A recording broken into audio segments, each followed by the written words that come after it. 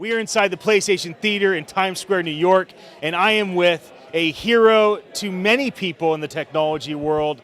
Lou, please introduce yourself and what you do, and I can't wait to have this conversation. Sure, so I'm Lou Kerner. I'm a co-founder of Crypto Oracle, and we are a community-first VC. So we really believe that the biggest difference between crypto and everything that came before it is community, and so we have 12 different community building initiatives, the largest one of which is Crypto Mondays.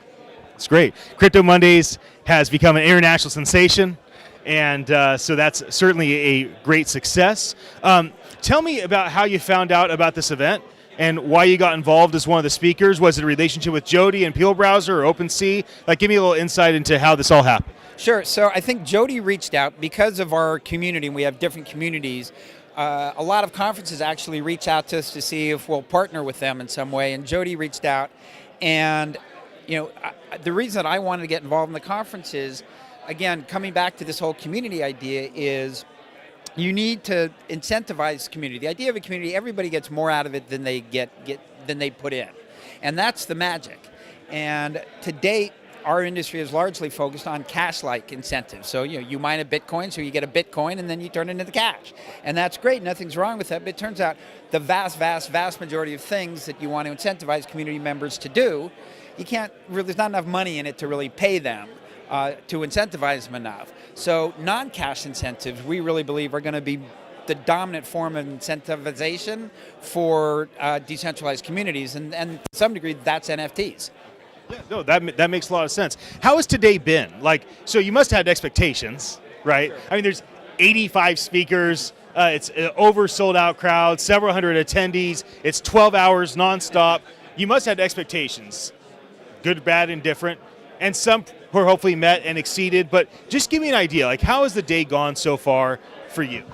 I don't do NFTs 24/7. It's you can't be the smartest guy in the room about everything, it turns out. And so for me, it's been I've done a lot more learning. I've listened to a lot more people speak than I do generally. The quality of the speakers has really been amazing. It's really a who's who of NFT. So from my perspective, somebody interested in learning more, oh my God, it's been an awesome day. Now, how about for future events, right? In a season, in a year, Peel Browser and OpenSea and you do another event or several events. What do you want to say, hey, gosh, we should not change this, but I'd love to see this morph and this addition. What would you like to see as these, blockchain events that are focused around the NFT community, the gaming community, the art community, and that's what it kind of is for the most part now. What would you like to see them become? That's a great question. I'm not sure I've got a great answer to it. I think Jody and Cameron did a great job of putting this on. I think, the problem, they had too many speakers to some degree, so the Q&A was really short. I had a lot of questions for guys I wasn't able to ask. So, that would be the first thing that comes to mind is leave a little time for Q&A. A little more time for Q&A, guys. But besides that, very impressed. I mean that from the bottom of my heart, and I know you do as well.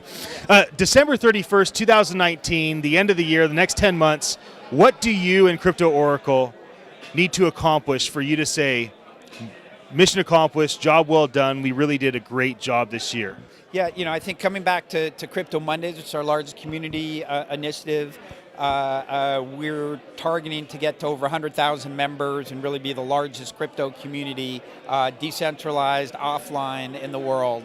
We already are, but we think there's tremendous growth, and we really want to build then a decentralized, and this isn't a 2019 unfortunately, but we've already started building a decentralized platform for community building and engagement, which we really think can be a great mitzvah for the industry. That's great. Is there a question you wanted me to ask I haven't asked yet? No, look, you've done a great job. You're a pro at this. It's been great to watch a lot of the videos you've shot, so thanks a lot for that. Yeah. So I'm talking NFT 2024. We already discussed that at one point, but maybe just walk me through, what are your hopes? Maybe they're the same or they've transitioned a little bit in the next 5 years, or what are you and your team trying to build, invest in, that you'd like to see come to fruition in the next 5 years or so?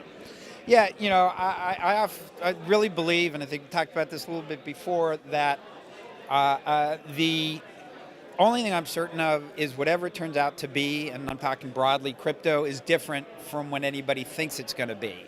And what actually my topic of conversation today was, I'm so certain of the massive wealth creation that's going to happen, but the question is who's going to capture that wealth creation from all these new technologies. And so in 5 years, my hope is that the people in this room capture the NFT, all the value that's been created, and not the monstrous Googles, Facebook, Amazons of the world. I know. I'm very intrigued by your take, and I hope that people will absorb what you talked about and what you continue to talk about again and again, and really wrap their head around that conversation. I'm going to ask you one last question. We're going to go back 1,000 years to go forward. So 1,000 years ago, innovators like you, men that were kings, the great artists, whether they were painters or they were authors, they built castles. Let's just take the king, because that's easy.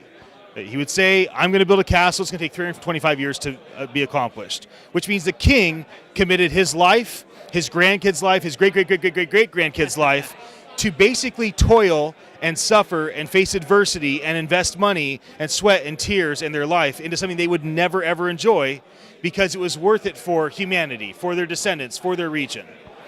What castle are you building, and what do you want to inspire others that are thinking about these long-term legacy things to invest their life into, their career into, that's more of a castle development, because it won't really come to fruition until 2300?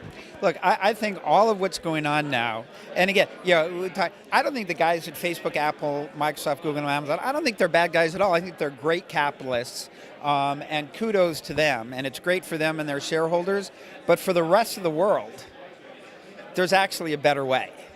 There's a way, through decentralization, there's a way of, owning all your data, everything that crypto is all about. How do we make that happen and have it be in control of us and not them? And that's why we're all in a community, because I think that's really the major tool that we have to compete. If we work together as a community, we create systems where we can get incentivized to give to the community because the community is getting back to us. That's how we get to be a better world, and oh my God, what a great legacy for us it would be, right? This is a good conversation. Right. Thanks for joining me, Lou. Man. Thanks for joining me. We'll be right back after this short intermission video as I bring up another speaker to finalize everything. See you soon.